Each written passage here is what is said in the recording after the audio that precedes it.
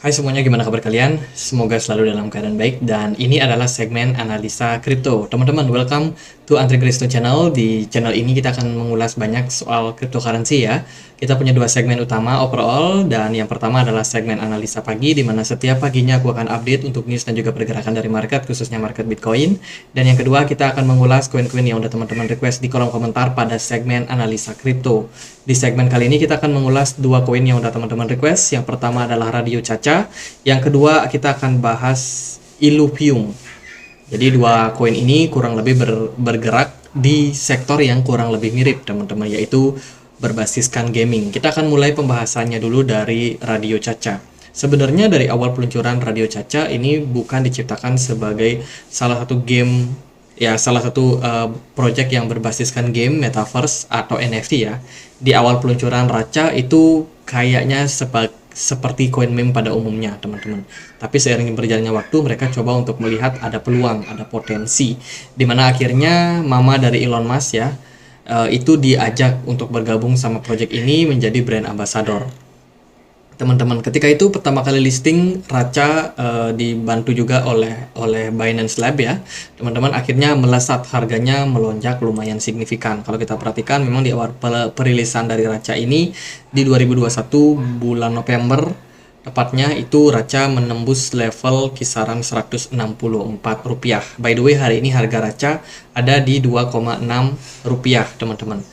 Jadi Rp2, bayangin harganya jauh banget turun ya setelah pump yang lumayan signifikan pada tahun 2021 lalu. Sekarang udah 2023, tepat 2 tahun berlalu dan Raca nyungsep teman-teman ketika bear market. Jadi kalau kita perhatikan ini memang project yang saat ini itu lebih banyak mempromosikan diri mereka sebagai salah satu project metaverse, di mana dia pengen membangun dunia metaverse teman-teman. Ini di websitenya ya, overall dia punya 3 produk saat ini. Kalau kita perhatikan dia punya Metamon, ini adalah Metamon NFT drop teman-teman, semacam NFT gitu. Kemudian ada United States of Mars, ini adalah sebuah project NFT berbasiskan metaverse juga yang dibangun oleh Raca sendiri. Dan yang satu lagi adalah token dari Raca sebagai governance token yang dipakai buat mengambil voting dan juga rencananya pengennya mau jadi mata uang di game yang mereka punya teman-teman, yaitu USM atau United States of Mars. Nah, Raca sendiri kalau kita perhatikan supply maksimumnya saat ini ada di 500 miliar. Sementara yang beredar itu sebanyak 351 miliar. Sudah 70% token yang beredar. Pasarnya sendiri pun sudah meningkat sebenarnya teman-teman, cuman ya belum listing di exchange besar. Mereka sudah listing di Gate.io, kemudian OKX, kemudian juga ada Byswap, Bitget, HTX, Bybit, dan kawan-kawan ya. Jadi lumayan sih sebenarnya exchange yang sudah bisa memperdagangkan Raca, cuman sayang banget belum listing di Binance. Even dia disupport oleh Binance Lab, dia belum sama sekali listing di project dari Binance teman-teman, atau dari exchange Binance. Itu sedikit pengenalan. Dari Twitter saya pantau Raca ini viewersnya sangat-sangat banyak. Sepertinya masih banyak orang yang berharap sama project ini. Tapi kalau kita lihat dari postingan-postingannya, sebenarnya kalau opini saya pribadi ya, itu tidak terlalu spesifik project apa yang mereka bangun. Teman-teman, mereka cuma posting semacam video, kemudian ya apa ya, video yang mungkin tidak ada kaitannya sama roadmap yang akan mereka kerjakan ke depannya. Kayaknya sih dari komunitas Raca sendiri ini lagi cari cara gimana caranya membangkitkan project ini. Sementara kalau dari fundamental yang lain, kalau dari sisi yang lain, DWF Lab itu sudah sempat invest pada Raca sebesar 16 juta US dollar, teman-teman, untuk Spurs game Web3 yang ada di ekosistem dari Raca. Ini beritanya di April tanggal 6. Ini sebenarnya poin yang sangat-sangat bagus. Dan bila mana kita lihat dari harga Raca pada bulan Maret 2023 harganya justru malah turun. Padahal ada good news ya, ada investor yang masuk, tapi ternyata tidak benar-benar membantu teman-teman. Kemudian Raca juga listing di OKX sebagai perpetual market, dan tentunya teman-teman sudah bisa trading di market futuresnya OKX, dan harusnya ini bisa meningkatkan sentimen yang positif juga terhadap harga Raca teman-teman. Tapi ternyata ya Oktober kemarin sih sempat naik teman-teman. Ya, itu sih beberapa poin yang mungkin teman-teman perlu pantau. Kalau menurut saya sih kalian harus pantau banget Twitternya Raca. Ini sometimes dia kayak tidak fokus dengan project yang mereka bangun, yaitu Metaverse. Mungkin ada beberapa kendala terhadap projectnya ya, mungkin karena biayanya yang juga sangat-sangat mahal. Teman-teman, bikin Metaverse itu sangat-sangat mahal dan tentunya membutuhkan dana yang lumayan gede, teman-teman. Tapi ada hal yang menarik yang saya pantau. Dari BNB Scan, teman-teman, BSC Scan ya, saya menemukan ada indikasi whale sedang melakukan akumulasi pada Raca. Kalau kita perhatikan top wallet pertama itu memang sempat buang barang dari bulan September 2022 sampai November 2023. Sorry, November 2022. Kemudian dia kembali melakukan pergerakan. Akumulasi terjadi di 15 Oktober 2023 dengan akumulasi yang lumayan signifikan, teman-teman. Ini ada indikasi kalau whales-nya sudah kembali pungut balik barang yang sudah mereka buang sebelumnya. Tidak hanya satu whales, whales nomor 2 ini juga melakukan hal yang kurang lebih serupa. Ada semacam akumulasi yang dia lakukan di bulan Oktober 2023 ini, teman-teman. Ini merupakan pertanda yang sebenarnya bagus. Ya, bagus secara money flow. Ini juga wallet nomor 3 juga ada pergerakan. Sama-sama pergerakannya di bulan Oktober sampai bulan November. Jadi mereka cukup aktif. Nah, gimana nih untuk mensiasati posisi Raca saat ini? Kalau opini saya pribadi ya, teman-teman, secara fundamental saya agak skeptis sama Raca. Raca sendiri bisa dibilang project yang satu persatu itu sudah ditinggalkan oleh apa namanya pemimpin mereka atau oleh brand ambasadornya. Sepertinya Raca ini berada dalam posisi yang kurang begitu bagus secara fundamental untuk saat ini. Tapi kalau kita mau bicara market, teman-teman, market kadang tidak rasional. Even project-project yang mungkin sepertinya tidak menarik secara fundamental itu seringkali menyisakan semacam orang-orang yang nyangkut di project tersebut, sehingga ya untuk kembali mendapatkan cuan mereka harus melakukan manipulasi terhadap market, dan sepertinya manipulasi market itu akan tetap berlanjut ketika next bull run. Jadi kalau opini saya, ketika Raca mengalami kenaikan itu adalah momentum untuk teman-teman exit dari project ini bagi teman-teman yang punya planning. Tapi kalau teman-teman yang mungkin percaya sama projectnya Raca, teman-teman melihat ini bagus, ya silakan aja. Tapi kalau dari saya pribadi agak kurang yakin untuk saat ini, teman-teman.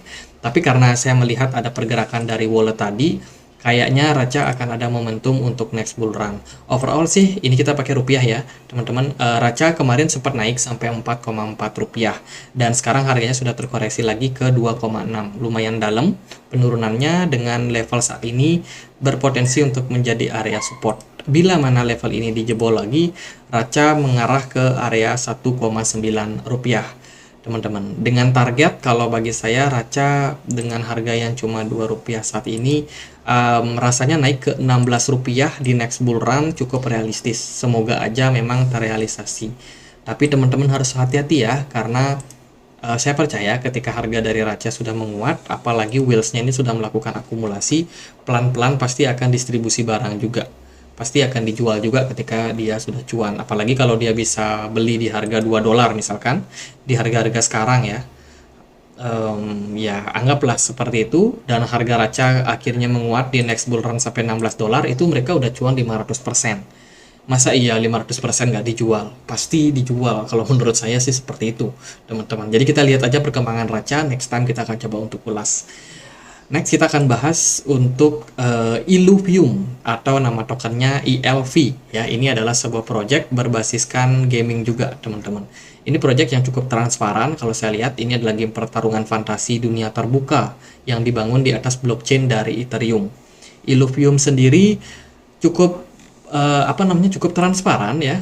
Mereka memberikan semacam ringkasan gitu gimana kerja tokennya di hadapan gamenya. Ternyata token ini mendukung beberapa fasilitas DeFi, teman-teman, dimana kita bisa tukarkan token ini di gamenya, dan bisa disebut sebagai game play to earn juga ya.